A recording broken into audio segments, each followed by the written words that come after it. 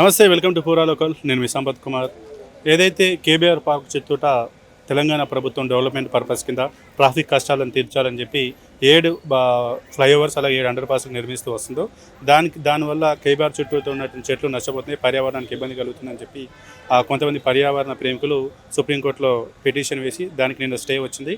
అసలు ఆ స్టేలో ఏమొచ్చింది, వీళ్ళు ఎందుకు ప్రొటెస్ట్ చేయాల్సి వచ్చింది అనేది వారి మాటల్లో తెలుసుకుందాం. మనతో ఇప్పుడు విజయ్ పర్యావరణ ప్రేమికులు మనతో ఉన్నారు. వారిని అడిగి మరిన్ని వివరాలు తెలుసుకుందాం. నమస్తే అండి. నమస్తే, నా పేరు విజయ్ అండి. నేను ఉండేది జూబ్లీ హిల్స్లో. ముఖ్యంగా నేను చెప్పేది ఇది నేను నా స్వార్థం కోసం చేస్తున్నా. ఎందుకు నా స్వార్థం కోసం చేస్తున్నా అంటే నేను ఉన్న జూబ్లీ హిల్స్ ఏరియాలో కేబీఆర్ పార్క్ అనేది 400 ఎకరాల ఏకైక లంగ్ స్పేస్. అక్కడ మాకు చల్లని గాలి రావాలన్నా అదే దిక్కు, మేము అక్కడ పోయి వాకింగ్ చేయాలన్నా అదే దిక్కు. మాట్లాడితే మేము కేబీఆర్ పార్క్ చుట్టూ కడుతున్నాం కదా, కేబీఆర్ పార్క్ని కొట్టట్లేదు కదా అంటారు. కాంపౌండ్ వాళ్ళు కొట్టేసి మీ ఇల్లుని కొడతలేం కదా అంటే మేము ఊరుకోం కదా. ఇది అంతే. మేము న్యాయబద్ధంగా చేస్తున్న పోరాటంలో చెట్లను కొట్టకండి అని నిన్నగాక మొన్న వారం రోజుల ముందు చెట్లను కొట్టేస్తుంటే అక్కడ వెళ్ళి మానవహారం చేస్తే మా పైన 4 పైన కేసులు కూడా వేశారు. మేము పోలీసుని ప్రభుత్వాన్ని కోరుకునేది మేము మీ ప్రజాస్వామ్య పురోగతిలో మేము భాగ్యస్వామ్యులము. ఈ తెలంగాణ హైదరాబాద్ పురోగతి చెందాలంటే మమ్మల్ని మీ తోటుగా తీసుకెళ్ళండి, మమ్మల్ని మీరు భాగస్వామ్యులను చేసుకోండి. మేము మీకు వ్యతిరేకంగా చెప్పట్లేము. కానీ మీరు చేసే మోడల్ ఏదైతే ఉందో, మీరు చేసేదే ఫ్లైఓవర్ అండర్ పాస్ మోడల్ ఏదైతే ఉందో అది కంప్లీట్లీ అట్టర్ ఫెయిల్యూర్. గత 10 ఏళ్లుగా 25,000 నుంచి 35,000 కోట్లతో ఫ్లైఓవర్లు అండర్ పాస్లు కడితే ఎక్కడన్నా సాల్వ్ అయిందా? అంటే ఫ్లైఓవర్లో కట్టడం వల్ల ట్రాఫిక్ సమస్యలు తీరవంటారు? తీరవు. సింపుల్ ఎగ్జాంపుల్, హైటెక్ సిటీ నుంచి వస్తున్నారు, కార్లన్నీ వస్తున్నాయి, మాదాపూర్ దాటుతారు. ఎక్కడైతే వీళ్ళు అండర్ పాస్ ఫ్లైఓవర్ కడుతున్నారో అది చెక్ పోస్ట్, అది కూడా దాటుతారు, సాఫీగా దాటుతారు, సూపర్ ఫాస్ట్గా దాటుతారు.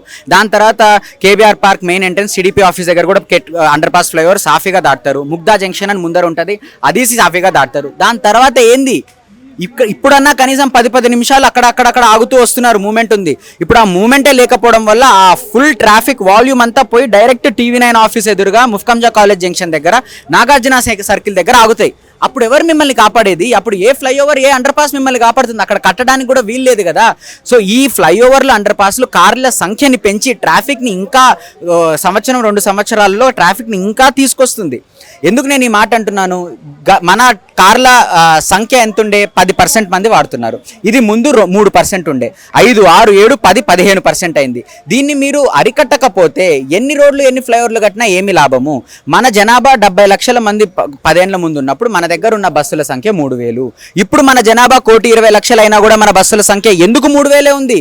కనీసం 100 బస్సులు కూడా పెంచలేకపోయినారు కదా. మన ఉన్న జనాభాకి మీరు 12,000 బస్సులను తిప్పాలి, దానిపైన ఖర్చు పెట్టాలి.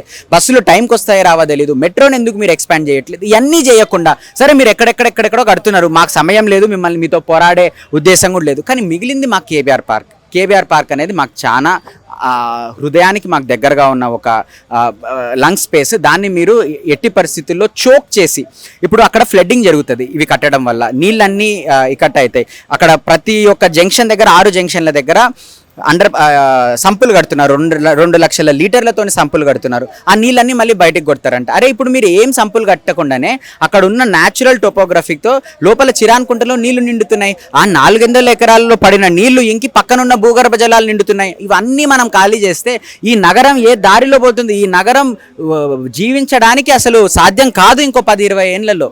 అది మేము చెప్పదలుచుకుంటున్నాం. అయితే మరి ఇప్పుడు మీరు దీనికి ఈ చెట్లను కొట్టకూడదని చెప్తున్నారు, కానీ మేము ట్రాఫిక్ సమస్యలను తగ్గించడానికి ఫ్లైఓవర్ కడుతుంది గవర్నమెంట్ చెప్తుంది. మరి దీనికి ఆల్టర్నేట్ సొల్యూషన్ మీరు ఏమి ఇవ్వాలి? ఆల్టర్నేట్ సొల్యూషన్ మేము చెప్తుంది ఇదే. ఆల్టర్నేట్ సొల్యూషన్ ట్రాఫిక్ సాల్వ్ అవుతుంది ఫ్లైఓవర్ అనేది తప్పు. ట్రాఫిక్ సాల్వ్ అవ్వాలి అంటే మన యావరేజ్ స్పీడ్ అండి. ఎండ్ ఆఫ్ ద డే కార్లు ఎంత యావరేజ్ స్పీడ్లో రోడ్ల పైన వెళ్తున్నాయి అనేది ట్రాఫిక్ని చెప్తుంది అండర్స్టాండింగ్. కార్లు 60 కిలోమీటర్ల స్పీడ్లో వెళ్తున్నాయి అనుకోండి రోడ్ల మీద, సిటీలో ట్రాఫిక్ లేనట్టు లెక్క. కానీ 60 కిలోమీటర్ల స్పీడ్తో వెళ్ళవు. మనకి ప్రస్తుతం 13 ఏళ్ల ముందు ట్రాఫిక్ 26 km/h స్పీడ్లో వెళ్తుండే యావరేజ్. అది కాస్త 2026కి ఇప్పటికి 18కి పడిపోయింది. రాబోయే 10-15 ఏళ్ళలో అది 10కి పడిపోతుంది. అంటే ట్రాఫిక్ తగ్గుతలేదు, ట్రాఫిక్ పెరుగుతుంది.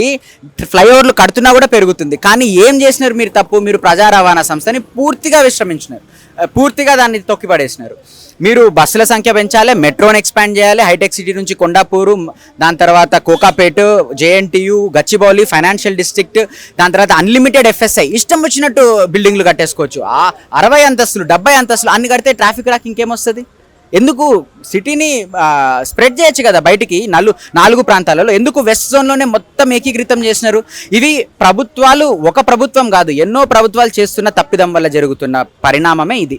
ఇది రాబోయే 15 ఏళ్ళు రాజకీయాలకు అతీతంగా ప్రభుత్వాలందరూ ఏకమై, రాజకీయ పార్టీలందరూ ఏకమై, లేదు మేము ఫ్లైఓవర్ల వల్ల ట్రాఫిక్ సమస్యనే కాదు, ప్రజా రవాణా సంస్థ. ఇప్పుడు ఎందుకండి మాటికి డావోస్ వెళ్తారు, న్యూయార్క్ వెళ్తారు, లండన్, టోక్యో, సియోల్ వెళ్ళి నేను మన నగరాన్ని మహానగరం చేస్తా అంటే, అరే ఆ మహానగరాలకు తెలియక నా ఫ్లైఓవర్లు కట్టడం, ఆ మహానగరాలకు తెలియక అండర్ పాస్లు కట్టడం. వాళ్ళు కట్టలేరు కదా, వాళ్ళు ఉన్నవన్నీ కూడా కూలగొడుతున్నారు కదా, కూలగొట్టి ప్రజా రవాణా సంస్థని పటిష్టం చేస్తున్నారు కదా. ఇప్పుడు మనం ఎందుకండి సింగపూర్ వెళ్తే కార్ తీసుకోము, ఎవరైనా సింగపూర్కి వెళ్తే ట్రైన్లో వెళ్తాము, దీంట్లో వెళ్తాం. అట్లాంటి దాన్ని మీరు పెంచాల్సింది పోయి మీరు ఉన్న చెట్లను నరికేస్తున్నారు, ఇది తప్పు. కేబీఆర్ పార్క్ పరిరక్షణ కొరకు మేము గత 20 ఏళ్ళుగా ప్రయత్నం చేస్తున్నాం. కేబీఆర్ పార్క్ ఏర్పాటులో కూడా 1994లో మేము అప్పుడు పాత్ర పోషించినాం. మేము అంతకుముందే పర్యావరణ నివేదిక 1990లో ఇచ్చినాము. కాబట్టి కేబీఆర్ పార్క్ ఎందుకు, ఏ విధంగా ఉండాలని మాకు మొదటి నుంచి పూర్తి అవగాహన ఉంది. ఈ మధ్య ప్రభుత్వము ఈ 7 ఫ్లైఓవర్లు, 7 అండర్ పాస్లు హెచ్సిటీ ప్రాజెక్ట్ పేరు మీద చాలా సీక్రెటివ్గా ప్రాజెక్ట్ పనులు మొదలు పెడితే, మేము అప్పటికే దాని మీద స్టే ఆర్డర్ ఉందని వారి దృష్టికి తెచ్చినా కూడా పట్టించుకోకుండా చెట్లను నరికివేస్తే మేము సుప్రీంకోర్టు వెళ్ళడం జరిగింది. సుప్రీంకోర్టు నిన్న స్పష్టమైన ఆదేశాలు ఇచ్చింది, చెట్లను నరికివేతను ఆపండి. ఇప్పుడు తదుపరి 27 జూలై నాడు ఈ దీని చుట్టూ ఉండే ఎకో సెన్సిటివ్ జోన్ మీద హియరింగ్స్ ఉంటాయి. అంటే కేబీఆర్ పార్క్ పరిరక్షణకు ప్రభుత్వం చేపట్టాల్సిన కార్యక్రమం మీద సుప్రీంకోర్టు హియరింగ్ చేస్తుంది.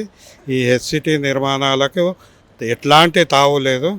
ఎందుకంటే సుప్రీంకోర్టు ఇదివరకే కిలోమీటర్ అన్నది, ఇవి మనం మాట్లాడుతుంది 35 మీటర్ లోపటే. కాబట్టి హెచ్సిటీ నిర్మాణాలు రాకూడదు.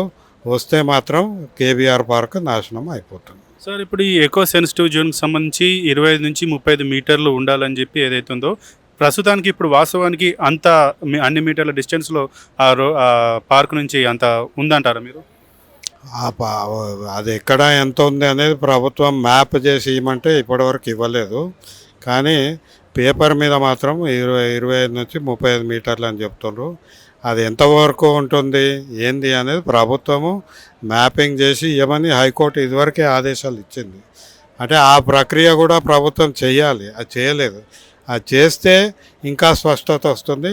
బహుశా రేపు సుప్రీంకోర్టులో ఈ వాదనల్లో ఇది కూడా ఒక అంశంగా ఉంటుంది. అయితే ప్రభుత్వం చెప్తుంది, మేము కేవలం ఈ హైదరాబాద్లో ఉన్నటువంటి ట్రాఫిక్ని దృష్టిలో ఉంచుకొని ప్రజలకు సౌకర్యవంతమైన ప్రయాణాన్ని ఇవ్వడానికి ఈ ఫ్లైఓవర్లు కావచ్చు, అండర్ పాస్లు నిర్మిస్తాం. దీంట్లో కొంత మేరకు కొన్ని చెట్ల వరకు ఇబ్బంది కలిగినా కూడా మేము డెవలప్మెంట్ దృష్టిలో ఉంచుకొని ప్రజల కోసం చేస్తున్నాం అంటున్నారు. దీనిపైన అది పూర్తిగా తప్పుడు వాదన. ఎందుకంటే హెచ్సిటీ నిర్మాణం వలన ట్రాఫిక్ సమస్య తీరదు. అది అనేక అధ్యయనాలు చెప్తున్నాయి. హైదరాబాద్ నగరంలో ప్రతి ఫ్లైఓవర్ మనకు అదే చెప్తుంది ఆ కథ. అయినా కూడా ప్రభుత్వం కేవలం కొద్ది మంది కొరకు వాళ్ళు కార్లలో ఇంకో 10 కిలోమీటర్లు వేగంగా పోవడానికి నిర్మాణం చేస్తుంది తప్పితే సామాన్య ప్రజలకు పబ్లిక్ ట్రాన్స్పోర్ట్ ఏర్పాటు చేయడం కానీ, బస్సుల సంఖ్య పెంచడం కానీ, వాళ్ళు కేబీఆర్ పార్క్ చుట్టూ ఉన్న ఆఫీసులకు చేరడానికి ఈరోజు అనేక ఇబ్బందులు పడుతున్నారు. వాళ్ళ కొరకు ఈ ప్రాజెక్ట్ చేపట్టట్లేదు. అది మనం మొదటి నుంచి అడుగుతున్న ప్రశ్న. అభివృద్ధిలో వీళ్ళు కూడా భాగస్వాములు. మరి మీరు చేసే పని వీళ్ళకి ఏ విధంగా ఉపయోగపడుతుంది? ఆ ప్రశ్నకు ప్రభుత్వం సమాధానం చెప్పాలి. చివరిగా మీరు గవర్నమెంట్లో ఏమని రిక్వెస్ట్ చేయాలనుకుంటున్నారు? ప్రభుత్వాన్ని హెచ్సిటీ నిర్మాణాలు ఆపమని కోరుతున్నాము. కేబీఆర్ పార్క్ పరిరక్షించండి. హైదరాబాద్ ట్రాఫిక్ గురించి అధ్యయనం చేసి మనం ఆల్టర్నేటివ్ ఆప్షన్స్ ఏమున్నాయి అవన్నీ ఆలోచించి తగు నిర్ణయం తీసుకోవాలని కోరుతున్నాం.